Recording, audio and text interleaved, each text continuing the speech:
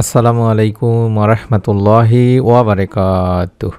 প্রতিদিনের আমল ইউটিউব চ্যানেলে সম্মানিত দিনী ভাই বোনেরা, আমি আশা করি আল্লাহ তাআলার অশেষ রহমতে আপনারা ভালো আছেন, সুস্থ আছেন। আলহামদুলিল্লাহ আলহামদুলিল্লাহ।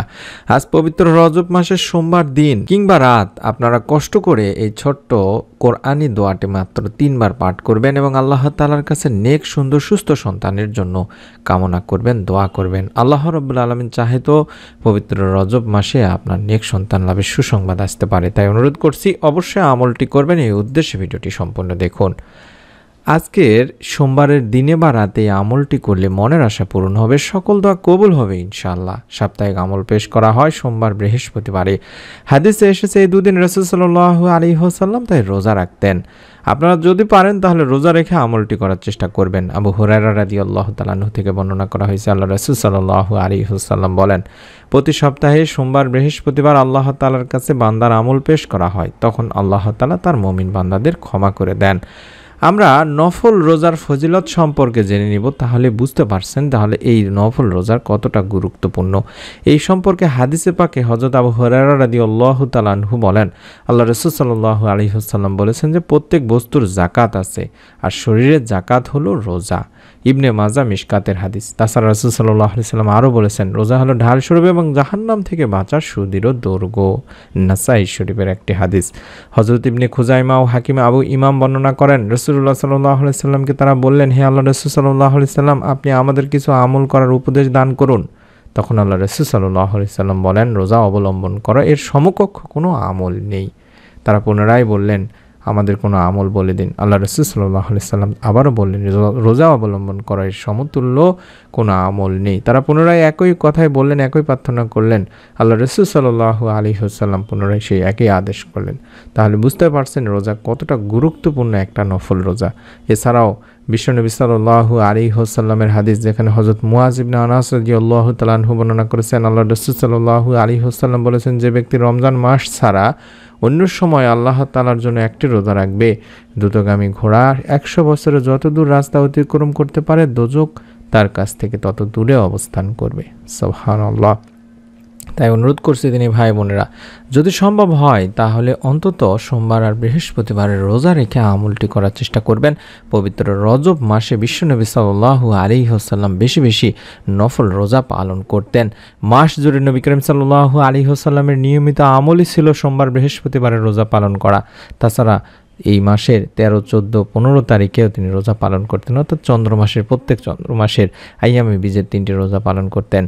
এই রজব মাস জুড়ে বেশি বেশি নফল নামাজ আদায় করতেন, বিশেষ করে তাহাজ্জুদ, ইশরাক, চাশতুদ দোহা, জাওয়ালের নামাজ, আওয়াবিনের নামাজ, তাইয়াতুল ওযু, দুখালেল মসজিদ ইত্যাদি নামাজের প্রতি বিশেষ যত্নবান হওয়া আমারও তাই জরুরি, আপনাদেরও জরুরি। তাই অনুরোধ করছি আপনারা সকলেই বেশি বেশি করে নফল নামাজ, বেশি বেশি নফল রোজা রেখে পবিত্র সোমবার দিনে রাতে যখনই সময় পাবেন কোরআনি এই ছোট্ট দোয়াটি কম করে হলে অন্তত 3 বার পড়ে আল্লাহ তাআলার কাছে নেক সুন্দর সুস্থ সন্তানের জন্য দোয়া করবেন। যেমনটি সন্তানের জন্য আল্লাহ তাআলার কাছে প্রার্থনা করেছিলেন আল্লাহরই অন্যতম প্রিয় নবী হযরত জাকারিয়া আলাইহিস সালাম। তিনি বার্ধক্যে উপনীত হওয়ার পর মহান আল্লাহ রাব্বুল আলামিন তাকে দান করেছিলেন একজন নেক সন্তান। কি আমল করেছিলেন, সন্তান লাভের কার্যকরী আমলই বাকি, সেটি আমি আপনাদের সামনে তুলে ধরছি। আল্লাহ রাসূল সাল্লাল্লাহু আলাইহি ওয়াসাল্লাম বলেছেন, মহান আল্লাহ তাআলার কাছে দোয়ার চেয়ে অধিক মর্যাদাপূর্ণ বিষয় আর নেই। তাহলে বুঝতে পারছেন যে বেশি বেশি করে দোয়া করলে একসময় আল্লাহ তাআলা আপনাকে অবশ্যই অবশ্যই আপনার ডাকে সাড়া দিয়ে আপনাকেও নেক সন্তান দান করবেন। আল্লাহ রাব্বুল আলামিন বান্দাকে তখনই সেই জিনিসটি দান করেন যখন সেই বান্দার জন্য কল্যাণকর হয়, মঙ্গলকর হয়। তাই প্রত্যেকটি জিনিসের জন্য আল্লাহ তাআলা একটি নির্ধারিত সময় ঠিক করে রেখেছেন, ঠিক সময়ে যথাসময়ে আল্লাহ রাব্বুল আলামিন তাকে দান করবেন।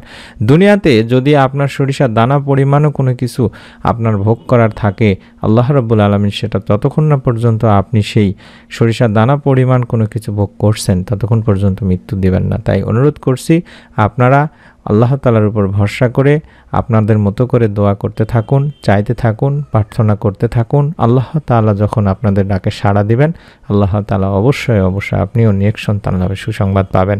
আল্লাহ তাআলা কোরআনুল কারিমে তার কাছে সাহায্য প্রার্থনা করতে বলেছেন। তোমাদের পালনকর্তা বলেন, তোমরা আমাকে ডাকো, আমি তোমাদের ডাকে সাড়া দিব। সূরা মুমিনের 60 নম্বর আয়াতে বলা হয়েছে। তেমনি হযরত জাকারিয়া আলাইহিস সালাম নেক সন্তানের জন্য আল্লাহ তাআলার কাছে দোয়া করেছিলেন এবং আল্লাহ তাআলা তার প্রার্থনা খুবই পছন্দ করেছিলেন। তার সেই কার্যকরী আমল ও দোয়ার কথাটি কোরআনুল কারীমের তাই একাধিক স্থানে রয়েছে দিনী ভাই বোনেরা। সেই কথাটি বা সেই দোয়াটি আমি আপনাদের সামনে দেখায় দিচ্ছি স্ক্রিনের মধ্যে। এই দোয়াটি কম করে হলেও 3 বার পড়বেন, বেশি বেশি পড়ার চেষ্টা করবেন। যদি সম্ভব হয় অন্তত কম করে হলেও 3 বার পড়বেন দরুদ ইস্তেগফার পাঠপূর্বক পবিত্র রজব মাসের সোমবার দিনে বা রাতে। রব্বি লা তাজারনি ফারদা ওয়া আনতা খায়রুল ওয়ারিসিন, রব্বি লা তাজারনি ফারদা ওয়া আনতা খায়রুল ওয়ারিসিন, রব্বি লা তাজারনি ফারদা ওয়া আনতা খায়রুল ওয়ারিসিন। এভাবে অন্তত 3 বার পড়বেন। আশা করি আপনারা মোবাইল স্ক্রিনশট নিয়ে নিয়েছেন বা ছবি উঠায় নিয়েছেন।